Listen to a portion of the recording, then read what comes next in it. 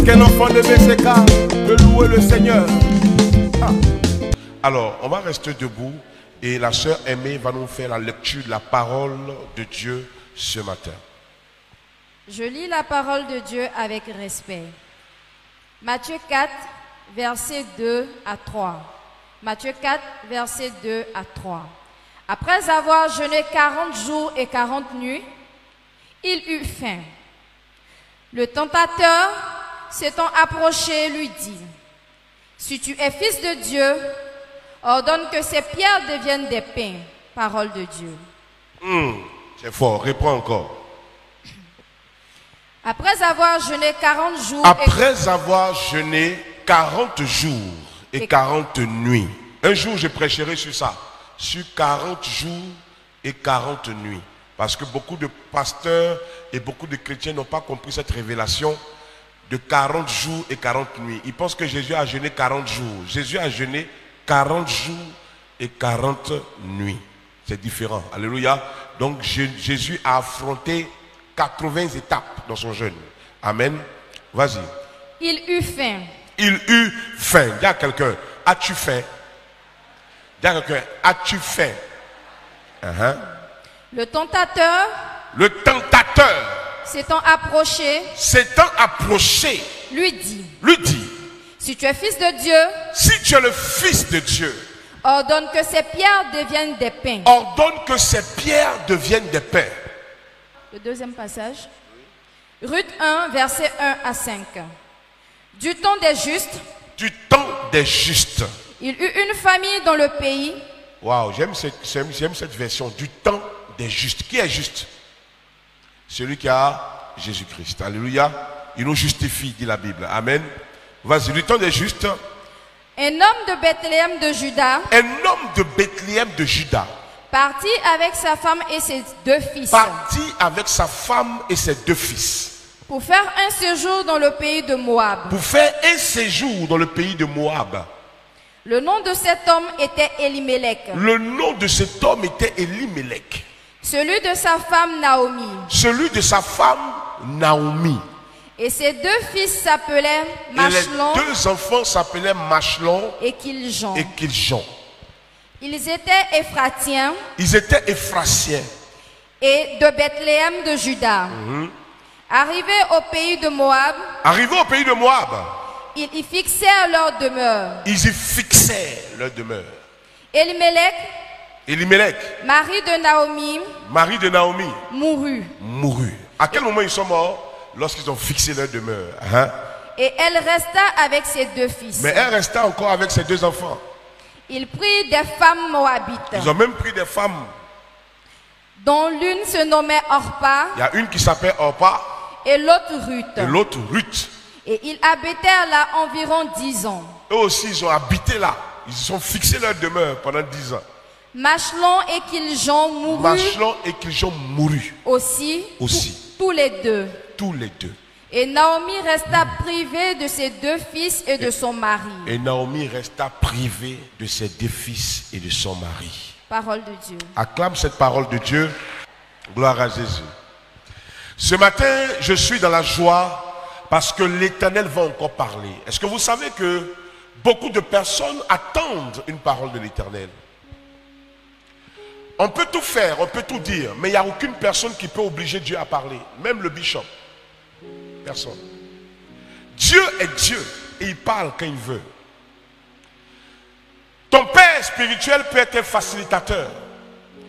Quelqu'un qui pleure devant la face de Dieu pour qu'il puisse te bénir. Mais n'oublie jamais ceci. Personne n'a le pouvoir d'obliger Dieu à faire ce qu'il ne veut pas faire. On peut toucher Dieu pour qu'il agisse. Mais on ne peut pas obliger Dieu à agir. Aucun être humain, aucune force spirituelle n'a cette force de tordre la main de Dieu, d'obliger la bouche de Dieu à parler. C'est pourquoi la Bible va dire, si l'Éternel ouvre, qui a la force de fermer? S'il ferme, qui aura la force d'ouvrir? La Bible va plus loin pour dire, si l'Éternel est avec moi, qui aura la force de se tenir devant moi. Il est le Tout-Puissant, le Maître de l'univers, le Créateur des cieux et de la terre. Ce matin, l'Éternel veut nous parler du danger de la faim. Avoir faim, quel est le danger qui accompagne cela? Parce que c'est la faim qui emmène des enfants de Dieu à se déconnecter de Jésus-Christ. De quelle faim nous parlons ce matin? Ne parlons pas de la faim physique. Mais puisque la faim physique est caractérisée comme le manque de nourriture, c'est que la faim transporte un manque dans la vie de quelqu'un. Et ce matin, je veux parler de la faim spirituelle. Car la Bible dit dans Matthieu, le Maître Jésus va rentrer dans le désert. Il va commencer à jeûner 40 jours et 40 nuits. Et la Bible dit, ce jour-là, Jésus eut faim. Je voudrais rappeler ici que Jésus-Christ a été envoyé sur la terre pour la sauver. Jésus-Christ a été envoyé sur la terre pour que quelqu'un passe d'une étape A à une étape B. Je voudrais dire que l'Éternel est venu sur la terre pour nous racheter. Mais depuis que Jésus est sur la terre, Satan ne l'a jamais approché. Satan rôde. Et la Bible dit, Satan est comme un voleur. Il rôde, il tourne. Satan est rusé. Satan est malin. Il n'est pas intelligent, mais il est malin. La malice et l'intelligence, c'est différent. Alléluia. Donc Satan est malin. Il observe, il regarde. Il sait que celui-là, c'est le Fils de Dieu. Il sait que celui-là, si je m'amuse, je peux perdre beaucoup. Alors il regarde quelle sera la meilleure occasion pour que je puisse l'attaquer. Alors la Bible dit, il était tellement patient. Vous savez, l'un des caractères que beaucoup de personnes ne savent pas de Satan, Satan est très patient. Il peut te regarder avancer. Tu as comme l'impression que tout marche. Il est patient. Parce qu'il ne veut pas te donner le coup qui va t'envoyer à l'hôpital. Mais il veut te donner le coup qui t'envoie à la mort. Et pour ça, il préfère attendre le bon moment. Et il attendait le bon moment pour voir comment je peux toucher ce Jésus. Comment je peux arrêter sa vie. Comment je peux détruire son étoile. Comment je peux arrêter son ministère. Le bon moment. Et le moment qu'il a choisi était le moment où Jésus eut faim. J'ai alors compris une chose. C'est lorsque l'être humain a faim que Satan rentre en ligne de compte. C'est quoi la faim? Lorsque tu manques de quelque chose. C'est quoi la faim? Lorsque ton foyer ne va plus. C'est quoi la faim? Lorsque tu es humilié et rejeté. C'est quoi la fin? Lorsque tes affaires tombent. C'est quoi la fin? Lorsque tu ne comprends plus ta vie. C'est quoi la fin? Lorsque ceux que tu as aidés hier se moquent de toi aujourd'hui. Il y a une frustration qui rentre en toi. Et tu te dis, je dois réussir coûte que coûte. Je dois sortir de là. C'est à cet instant-là, enfant de Dieu, que le diable t'approche. Et lorsqu'il a approché Jésus, il n'a pas dit à Jésus, il faut que nous puissions combattre. Il faut que le fight commence. Il dit, si tu me sers, je t'élèverai. J'ai alors compris que le combat que Satan engage avec les élus de Dieu n'est pas d'abord un combat de force. C'est un combat de conscience. Il emmène ta parole, sa parole entrer en toi. La Bible dit la parole est une sémence. Il sème la parole en toi. Il sème le mensonge en toi. Il sème de mauvaises idées en toi. Il sème des mauvaises solutions en toi. Et si jamais tu attrapes cela, il sait que tu es fini. Il a sémé ça en Jésus. Si tu m'adores, je donnerai l'univers. Si tu m'adores, les royaumes et les nations. Jésus a regardé ça. Jésus a dit oui. Mais ce que tu me montres m'appartient déjà. Est-ce que vous savez que Satan n'a rien du tout? C'est pourquoi c'est un voleur. En fait, Satan te fait croire qu'il a quelque chose. Et Satan te présente quelque chose que Dieu t'a déjà donné. Et il te dit, signe un pacte avec moi, fais ça avec moi, et tu verras cette gloire. Pourquoi? Parce qu'il sait que l'homme est impatient. L'impatience peut t'emmener à perdre ce qui est le plus important. J'ai enseigné un jour, et je dis, il y a l'urgent et il y a l'important. Avoir une maison, c'est urgent. Avoir une caution de maison, c'est urgent. Avoir une voiture, c'est urgent. Avoir de beaux habits, c'est urgent. Mais avoir le ciel, c'est important. Et beaucoup de personnes vendent l'important à cause de l'urgent. L'urgent finira par passer.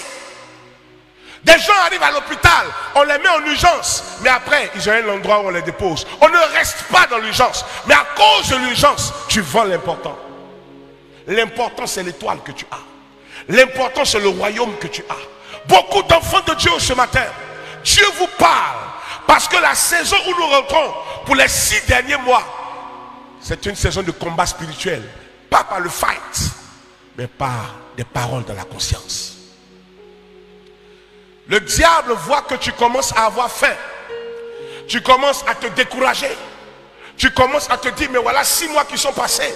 Cette année encore, est-ce que je vais voir la gloire de Dieu?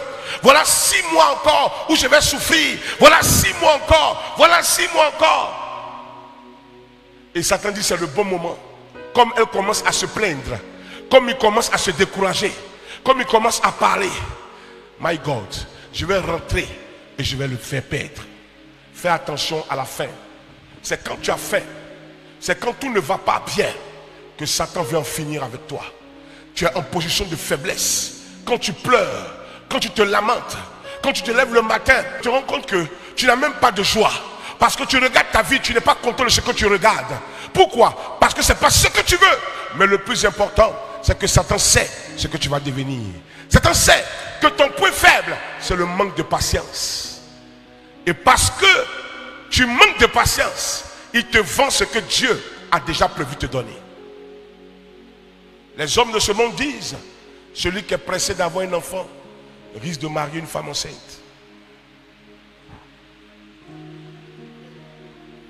Ne va pas là où tu vas perdre ta vie. Jésus a résisté. Jésus a résisté. Et la Bible dit, si tu vis, ce n'est plus toi qui vis, mais c'est qui vit en toi? Jésus-Christ. Il a le pouvoir en toi de résister. Tu peux résister. À quel moment le diable vient? Quand tu n'as plus d'argent, il envoie quelqu'un qui te remarque sur le trottoir. Tu es en train de passer, tu descends de ton taxi.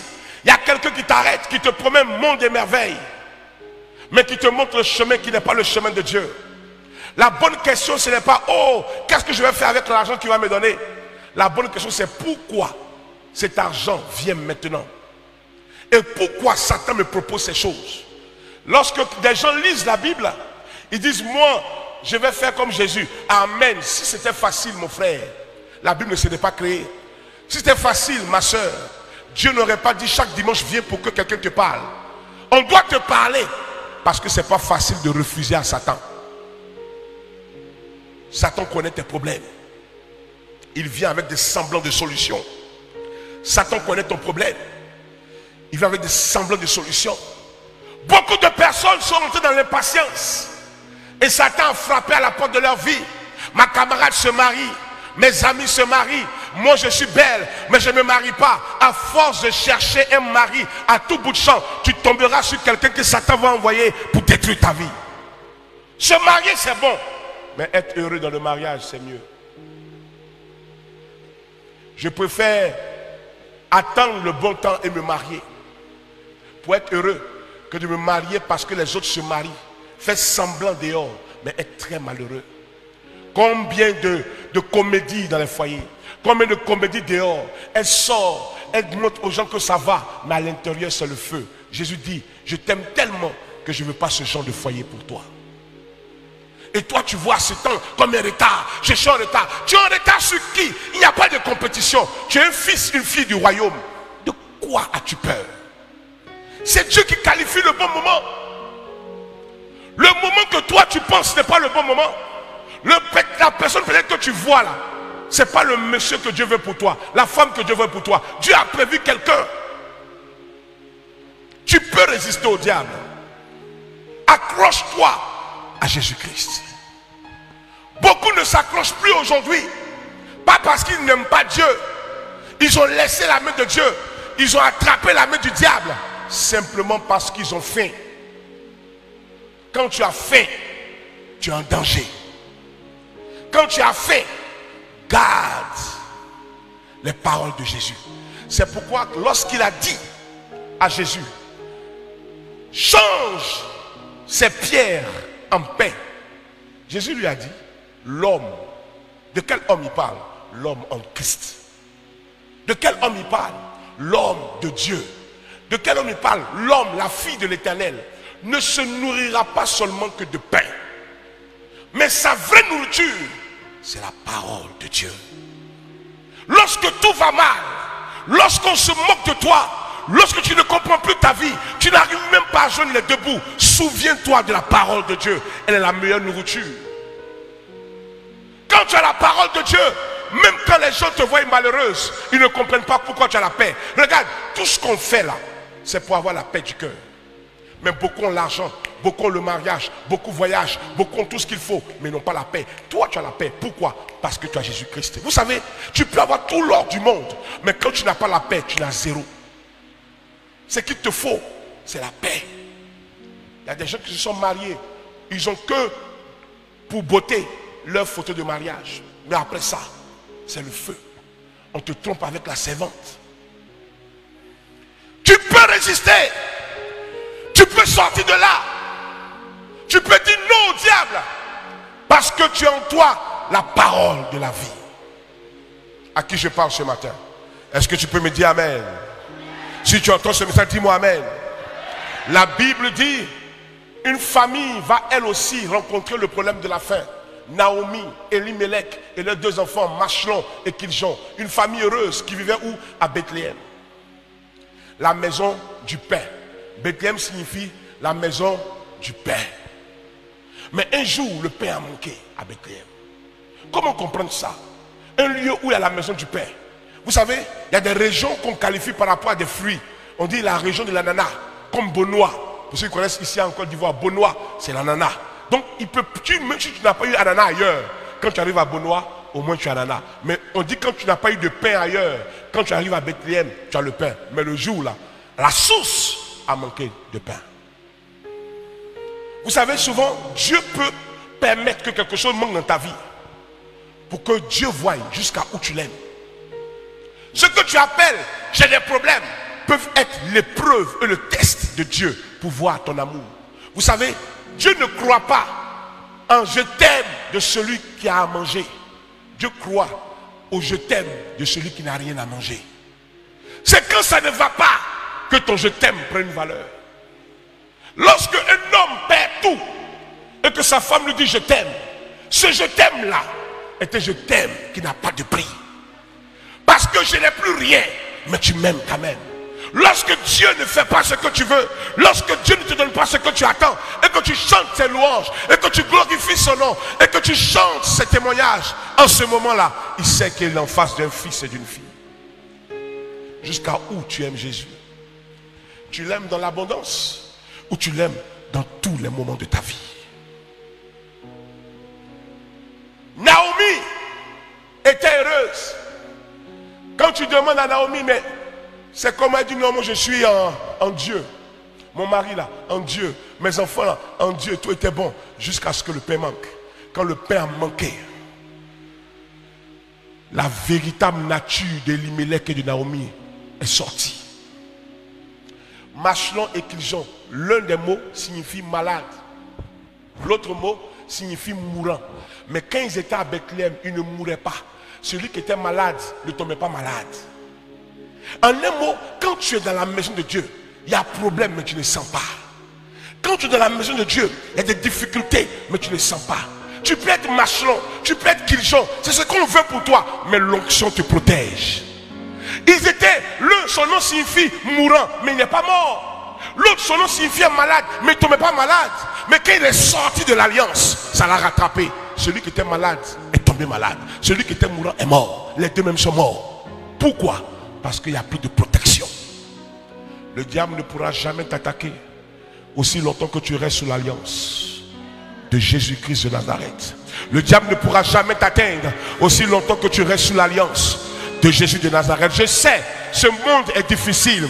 Je sais, ce monde est humiliant. Je sais, il y a des combats dans ta vie. Je sais, tout n'est pas facile. Je sais, les gens sortent avec des gens. Je sais, on dit quand tu es en Europe, tu manges ton totem. Je sais, mais toi, tu es différent en Jésus-Christ de Nazareth. Tu es différent. Naomi avait quelque chose que nous avons ce matin. Son nom signifiait la grâce. C'est pourquoi Dieu l'a gardé en vie. Pour que nous puissions apprendre de sa vie. Ce n'est pas parce qu'elle méritait qu'elle a pu revenir. Mais parce que Dieu lui a fait grâce. Peut-être qu'un certain bishop César Cassier de son temps lui a prêché ce même message un matin. Elle n'a pas attendu 2 fois. Elle a pris son courage. Elle n'a pas regardé la honte. Elle est revenue. Elle n'était plus la même. Elle avait maigri. Parce que les gens ont dit, est-ce toi Naomi? En un mot, tu as changé. Hein? Mais Naomi dit, même si vous moquez de moi, je reviendrai. Tu sais, souvent il y a des choses que tu as arrêtées. Et tu es parti vers le diable. Le jour où tu vas quitter là-bas, les nouveaux amis l'avont dit, mais qu'est-ce que tu as eu? Tu es devenu gawaz, tu n'as plus les grands sacs. Est-ce toi Naomi? Mais au moins une chose est sûre, tu as retrouvé Bethléem. Quand tu retrouves Bethléem, tu retrouves la protection. Pasteur Joseph, Naomi a retrouvé Bethléem. Permets au ventilateur de recommencer à être branché. Quand tu retrouves Bethléem, tu es reconnecté. Et ceux qui t'ont vu arrêter, qui se moquaient de toi, ceux qui t'ont vu arrêter, qui te mataient, ceux qui t'ont vu arrêter, qui t'humiliaient, vont te revoir en train de tourner. Je prophétise sur ta vie. Je ne sais pas ce qui était arrêté. Je ne sais pas ce qui était suspendu. Mais la gloire de Dieu ce matin va te faire tourner. Aïe, aïe, aïe, aïe. Tu me dis amen, tes affaires vont tourner. Tu me dis amen, ton mariage va tourner. Tu me dis amen, ton foyer va tourner. Et je déclare dans le nom de Jésus, tu seras comme ce ventilateur. Tu tourneras, mais tu donneras du vent à ceux qui sont autour de toi. Ta mère aura du sourire à cause de toi. Ton père aura du sourire à cause de toi. Des personnes ne seront pas dans la chaleur à cause de toi. Je prophétise sur la vie des personnes. La main de Dieu va s'accomplir sur ta vie. Tu ne mourras pas de l'autre côté. Tu ne mourras pas dans le camp de Satan. Tu ne mourras pas dans le camp de l'ennemi. Tu ne mourras pas à l'étranger. Tu ne mourras pas chez les Moab.